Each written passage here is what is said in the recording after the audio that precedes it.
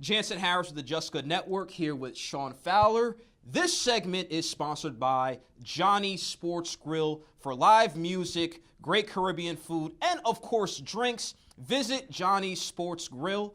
Let's talk a little bit about Dallas and LA. Last week, Dallas was clutch, defeating Seattle. Many thought Seattle would win.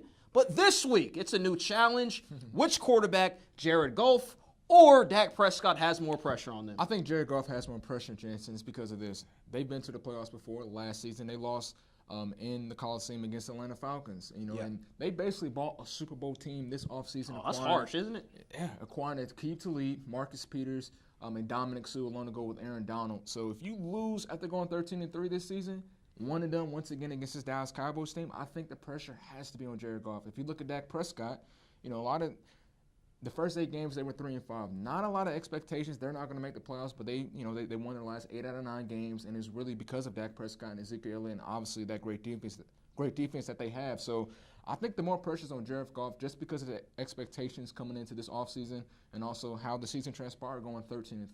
You're wrong. It's on Dak Prescott. Okay. We know he came up big last week. Many didn't believe in him, even myself. I picked Seattle. But this week, new challenge and America's team, man. It's America's team. That's the team everybody's worried about. All the eyes, all the glasses for the 4-eyed people like me are going to be watching how Dak Prescott plays. If you go on some of these sports stations, if you go online, read the blogs, half of the people love Dak, the other half don't love him. So the pressure's on him to deliver this week. I know Ezekiel Elliott, he has a safety net to hand off the ball, arguably the best running back in the league. Right. But still, it's a quarterback's league. If they're going to win this game, Dak Prescott has to play great. Another point, I'll say this too, but you can say that same thing for Jared Goff. He has a safety net in Tyler Gurley, who's coming back. He's missed the last few games. But look, Jared Goff, his last 5 games, he has 12 turnovers and only 6 touchdowns, Jansen. That's not hot. That's not looking pretty good. I think it's going to be on Jared Goff. Jared Goff, the pressure is on you to deliver because if you don't, once again, I just have to reemphasize so you can hear it again, because you'll be 0-2 in back-to-back years in the playoffs. And we already seen when he was his first year. We thought he was a bust. But people don't care until year 4, 5, and let alone 0-4 in the playoffs. If that's the case, look at Dak Prescott. Though. True, but he plays for America's team. He does, and that's true. He has pressure on him just because he has that star on his helmet. I agree with that. However, if we're just going between these two quarterbacks, one has a playoff victory, the other one doesn't. So it'll be very interesting to see this weekend what happens. Okay, speaking of safety nets, both teams have great running backs. You used to play running back, high school and college. That's why I had to ask you this. Todd Gurley or Zeke Elliott? Who's going to be more effective in this game? Ezekiel Elliott. Are you eating today? Ezekiel Elliott's going to be more effective. The reason I say it because the Rams' defense, they don't have a really good run defense. They don't have overall, it's shocking because all the playmakers that we name on defense, their defense isn't that good. It's a little overrated this year.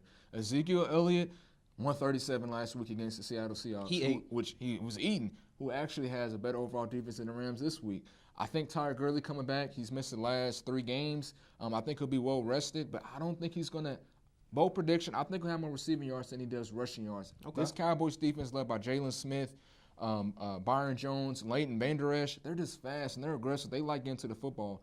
The leading rushing team last week in the Seattle Seahawks coming into the wildcard game, they only got 73 rushing yards the whole game, Jansen. That means that Cowboys defense is stingy, they're fast, and they just play to the football. So I think overall in this matchup, I think Ezekiel will have a lot better game than Okay, I agree with you. Zeke Elliott's going to have a better game because he's going against a pathetic run defense in the Rams, who we would have thought they would have been better. All those stars that you named, a couple 20 million guys on that defense. Also have to get on Aaron Donald a little bit. I know he's having a fantastic year individually, but as a leader, you're getting leader type of money. You got to rally the guys together and get more stops. Yeah. And that's not what they do against great teams. Against teams that qualify for the playoffs, we're talking about they're giving up 31-plus points a game. That's not going to get it done. So I have Zeke Elliott's going to have a bigger game. There is more pressure on Dak Prescott, but Dallas will win this game. I can't believe I'm saying it, Sean, but Dallas will win this game, and they're going back to the NFC Championship I believe it as well. I think Dallas will win the game 24-16. I just trust Dak Prescott. I'm not saying he's a better thrower than Jared Goff, but I just trust him. I trust him to lead his group of men and end up winning this football game 24-16.